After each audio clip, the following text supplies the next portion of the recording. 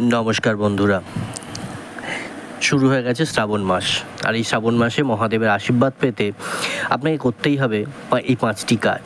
বাড়বে অর্থ, সম্পত্তি, সাফল্য, সব কিছু ভালো হবে আপনার। তো ভিডিওটি শুরু করার আগে একটি কথা বলে নিই। আলোচনাটি শুরু করার আগে চ্যানেলটি কিন্তু অবশ্যই সাবস্ক্রাইব করবেন, আর বন্ধু পরিবার পরিজনের সাথে কিন্তু ভিডিওটি শেয়ার করবেন, তারাও যাতে উপকৃত হয় আপনার দ্বারা। কারণ আপনার দ্বারা উপকৃত হলে আপনারই ভালো হবে।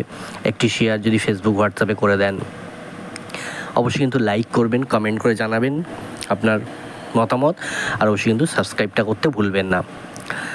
তো চলুন শুরু করা যাক আজকের আলোচনা। শ্রাবণ মাসে মহাদেবের আশীর্বাদ পেতে 5টি কাজ কি কি, যা করলে আপনার অর্থ, সম্পত্তি ও সাফল্যের আপনার সঙ্গে থাকবে।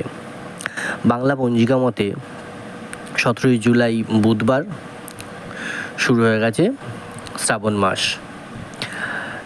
মহাদেবের এই অতি প্রিয় মাস। মহাদেবের শ্রাবণ মাসে আরাধনা করতে পারলে আশীর্বাদ লাভ করা যায়। তো জেনে নেওয়া যাক মহাদেব খুশি করতে শ্রাবণ মাসে কোন 5টি কাজ করতেই হবে। কর্কট সংক্রান্তি, অর্থাৎ সূর্য যেদিন কর্কট রাশিতে প্রবেশ করে তার পরের দিন থেকে শুরু হয় শ্রাবণ মাস। সেই হিসাবে 16 জুলাই সূর্য কর্কট রাশিতে চলে গেছে এবং 17 জুলাই থেকে শুরু হয়েছে শ্রাবণ মাস। তবে বৈদিক পঞ্জিকা মতে এই মহাদেবের আশীর্বাদ পেতে এই যে কাজগুলো কিন্তু খুব আপনার ফলদায়ী হতে চলেছে। শিবের এই প্রিয় মাসটি কয়েকটি বিধি আচরণ মেনে যদি চলা যায়, মহাদেবের কৃপায় জীবনে অনেক দুঃখ দুর্দশা থেকে মুক্তি পাওয়া যায়। শ্রাবণ মাস হিন্দু ধর্মাবলম্বীদের কাছে অত্যন্ত গুরুত্বপূর্ণ। সেই সময় তার আরাধনা করলে, তার শিবলিঙ্গে জল ঢাললে মহাদেবের আশীর্বাদ পাওয়া যায়। মনের খাঁটি ভক্তি দিয়ে যদি দেবাদিদেবকে ডাকেন, তাহলে শ্রাবণ মাসে কিন্তু নিশ্চয়ই সাড়া পাওয়া যাবে। শ্রাবণ মাসে শিবকে তুষ্ট করতে কয়েকটি উপায় বর্ণনা করা হচ্ছে, জেনে নেওয়া যাক সেগুলি কি কি, যা আপনাকে আশীর্বাদ দেবে। বেলপাতা নিবেদন করতে হবে। শিব পুজোয় বেলপাতা অত্যন্ত গুরুত্বপূর্ণ। শ্রাবণ মাসে মহাদেবকে প্রতিদিন বেলপাতা নিবেদন করুন। এই বেলপাতা ওং নমঃ শিবায় লিখে দিন। এর ফলে মহাদেবের আশীর্বাদ আপনার উপর বর্ষিত হবে।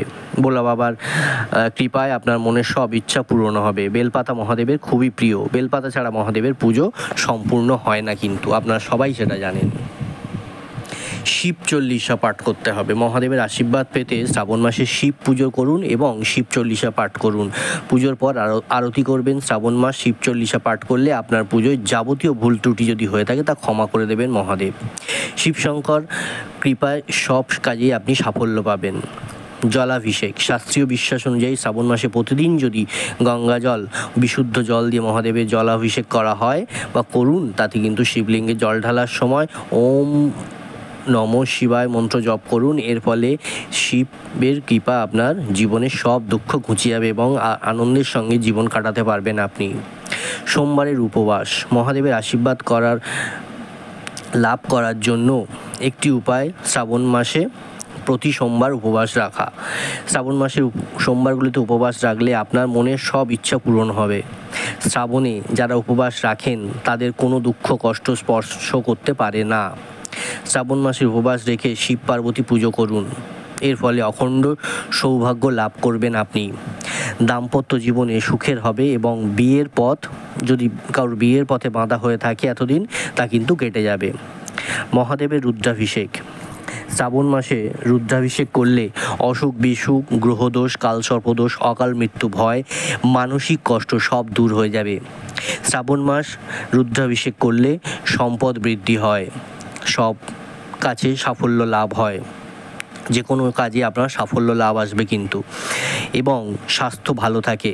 শ্রাবণ মাসে যে কোনো দিন রুদ্রাভিষেক করা যায়। তাই আপনি এই 5টি, অর্থাৎ আপনাকে বেলপাতা নিবেদন করতে হবে, শিব চল্লিশা পাঠ করতে হবে, জলাভিষেক করতে হবে, সোমবারের উপবাস করে পুজো করতে হবে এবং মহাদেবের রুদ্রাভিষেক করতে হবে। এই 5টি কাজ যদি আপনি শ্রাবণ মাসে করতে পারেন বন্ধুরা, তাহলে কিন্তু আপনার জীবন থেকে সমস্ত দুঃখ দুর্দশা আপনি ঘুচে যাবে। আপনার অর্থ সম্পত্তি, আপনার যে কোনো কাজে সাফল্য কিন্তু আপনি পাবেন। তো এই ছিল আজকের ভিডিও। খুব ছোট্ট একটি ভিডিও আপনাদের সাথে শেয়ার করলাম, মনে হলো অবশ্যই করে দিলাম আপনাদের সাথে, যাতে আপনাদের কিছু উপকার হয়।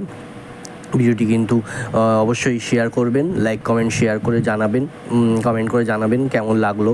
আর অবশ্যই কিন্তু বন্ধুরা চ্যানেলটি সাবস্ক্রাইব করতে ভুলবেন না, কারণ আপনার একটি সাবস্ক্রাইব আমাকে একটা সাপোর্ট দেওয়া হয় আরও পরবর্তী ভিডিওগুলো বানানোর জন্য। ধন্যবাদ, ভালো থাকবেন বন্ধুরা, নমস্কার।